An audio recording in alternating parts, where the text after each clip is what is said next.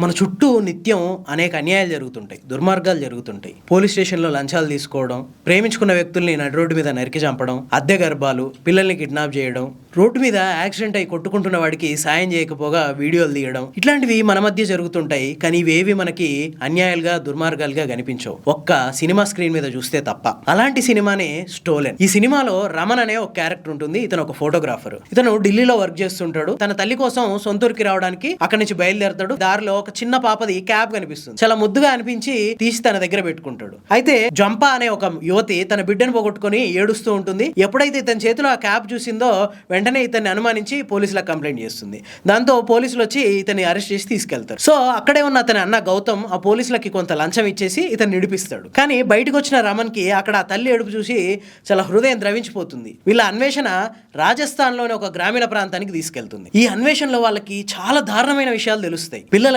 Kidnapping, దీని వెనకుండే ముఠాలు, సరోగసీలు, అద్దె గర్భాలు, ఇట్లాంటి విషయాలకి హాస్పిటల్లే సహకరించడం, డాక్టర్లు సహకరించడం, వీళ్ళ వెనక లంచగొండ అధికారుల నుండి ఈ కేసుల్ని ఇన్వెస్టిగేట్ చేయడంలో నిర్లక్ష్యం చేయడం, మన కంటికి కనిపించని కంటికి కనిపించే చాలా అన్యాయాల్ని అవి అన్యాయాలే అని చెప్పి వీళ్ళ క్యారెక్టర్లు బయటికి తెలిసేలా చేస్తుంటాయి. ఇలాంటి అనేక చీకటి కోణాలని ఈ సినిమా వెలికి తీస్తుంది. ఈ సినిమా 2023 వెనిస్ ఫిల్మ్ అవార్డ్స్కి ఎంపికైంది.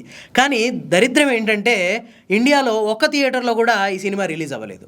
కారణం ఏంటో మీరే ఆలోచించుకోండి. కొన్నాళ్ళ నుంచి ఈ సినిమా అమెజాన్ ప్రైమ్లో స్ట్రీమ్ అవుతుంది. మనిషిలోని స్వార్థాన్ని, వాస్తవికతని కళ్ళకు కట్టేలా చూపిస్తుంది ఈ సినిమా.